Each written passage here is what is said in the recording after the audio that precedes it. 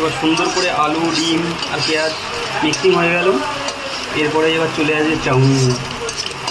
হা সেন্টটা কিন্তু খুব সুন্দর বেরোচ্ছে। বাইরে যা বৃষ্টি হচ্ছে এক লাখ খেয়ে নেবো একাই। সেন্টটা খুব সুন্দর বেরোচ্ছে। হ্যাঁ ডিমটা একটু করতে টেস্ট করে দেখি কেমন আছে। কেমন হলো? ও এবার চাউমিনটা চলে গেল ভিতরে। এইবারই হবে। হ্যাঁ একটু তেলটা কমিয়ে দে।